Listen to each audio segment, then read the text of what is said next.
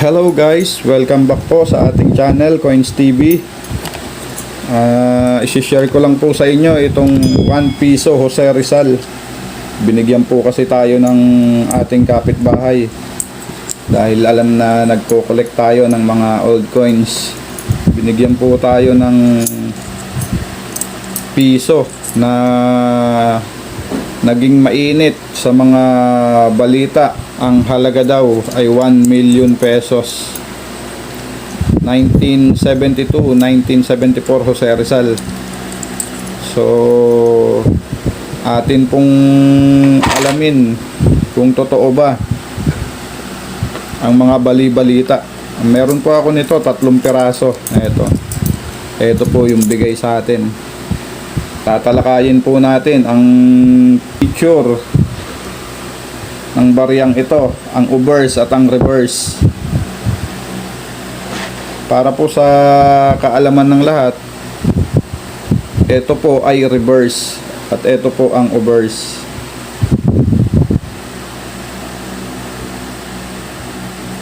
Ayan. Makikita po natin dito sa obverse, may ibig sabihin po kasi ito. Itong mga sinag ng araw na 8, itong 3 star sa ibabaw.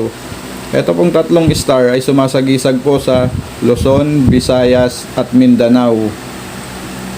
Ayan po ang ibig sabihin ng 3 stars na yan. At dito naman po makikita natin sa sinag ng araw ay may 8. Kumakatawan po yan sa mga lugar dito sa ating bansa. 8 po yan, 8. 1, 2, 3, 4, 5, 6, 7, 8. Kumakatawan po yan sa Maynila, Batangas, Bulacan, Cavite, Laguna, Tarlac, Nueva Ecija at Pampanga. Iyan po ang kumakatawan sa 8 sinag ng araw.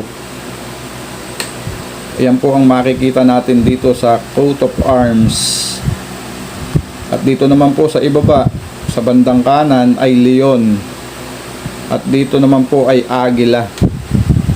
At sa bandang ibaba naman po niyan ay makikita natin na kasulat dito ay Republika ng Pilipinas. At dito rin po sa itaas, ayan, Republika ng Pilipinas.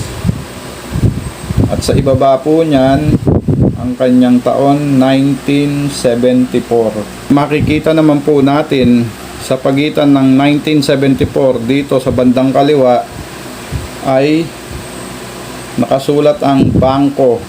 At dito naman sa kabila ay Central.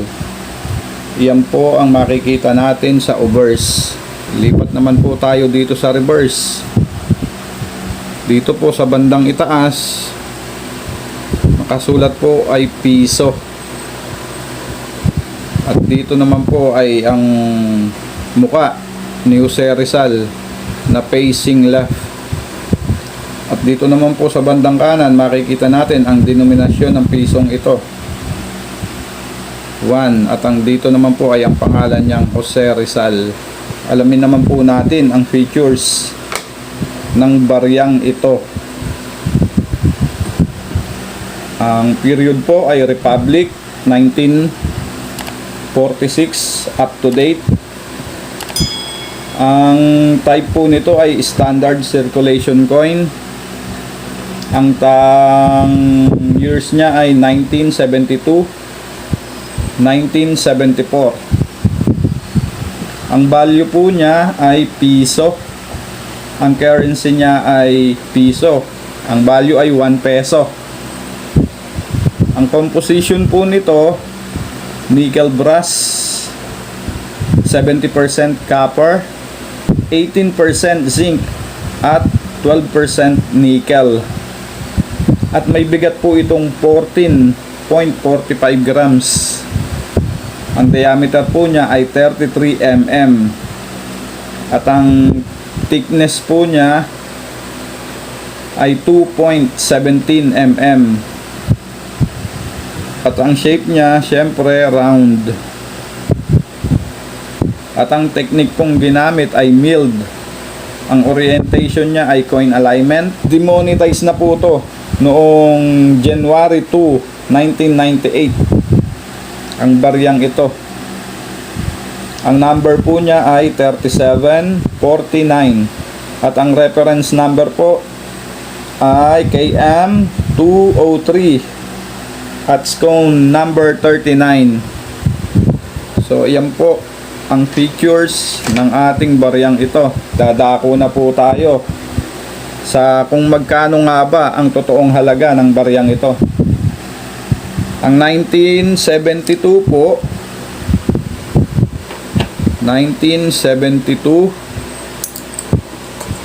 po natin ang 1972. Ayan, 1972. Ang mintage po nito ay 121,821,000. So napakarami po. Kaya kung mapapansin nyo po, napakarami nyo nito. Kasi sobrang dami po ng ginawa ang ating Bangko Sentral ng pisong ito. Ano ba talaga ang presyo nitong 1972? Ang record po sa numista ay, ang good po ay 19 pesos. At ang very good naman po ay 23 pesos. Ang fine po niya ay 24 pesos. Ang very fine po ay 35 pesos. At ang extra fine po ay 44 pesos. Ang AU condition ay 83 pesos. At ang uncirculated po ay 83 pesos. So iyan lamang po ang tunay na halaga ng 1972 na baryang ito. At ang frequency po niya ay 81% Denver Mint po. So napakarami talaga. Ang taas din ang frequency niya, 81%. Okay, dumako naman po tayo dito sa 1974. Magkano ba talaga ang presyo nito? Ang mintage po nito, ang record po sa numista, 65,02,178. So imagine niyo, napakadami din. 65,02,178. So may presyo po itong sa good na 27 pesos, sa very good 27 pesos, at sa fine may 27 pesos din, very fine 27 pesos din, at ang AU 27 pesos din, at ang uncirculated ay 27 pesos din. So the same lang ng price mula good hanggang uncirculated. Ang frequency po nito ay 39%. Denver Mint po ito, at saka San Francisco Mint ang 1974. Dalawa po ang mint niya, Denver at saka San Francisco. At meron din pong ginawa ang Bangko Sentral nito na proof. Yun po yung may presyo na medyo malaki-laki. Dahil ang mintage lang po yun ay 10,000. At may frequency po siya na 1.8%. Proof po yun ha. San Francisco Mint po yun. Okay, yan po ang katotohanan dito sa baryang ito. Kaya po pwede na nating tuldukan yung kumalat na balita na merong 1971 at 1973. At napanood ko nga po yun sa Jessica Soho. At in-interview nila ang isang numismatist. Ikinonsulta nila ang baryang iyon at tinuldukan nga po ng Bangko Sentral at nung numismatist na yon, niritoke po yung piso na yon, fantasy coin kung tawagin po.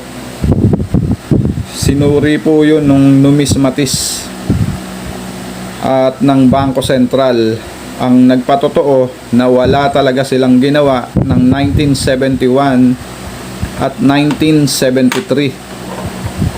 Okay. So, iyon lamang po mga ka-hunter, mga ka-Coins TV. So, sana po kung nagustuhan nyo ang bidyong ito, paki-like naman po ang ating video. At pa-subscribe na po sa mga hindi pa po nakasubscribe. Sa mga subscriber po natin, maraming salamat po sa inyo sa patuloy nyo pong pagsuporta sa ating channel. Maraming salamat po sa mga magsusubscribe pa at sa mga bago po nating subscriber. Huwag nyo pong kakalimutan yung bell button po para po updated po kayo sa mga susunod pa nating upload. I-share nyo na rin po ito para magkaroon po ng idea yung mga kaibigan nyo, yung mga kapitbahay nyo. Ayun lamang po mga ka-coin hunter. Marami pong salamat.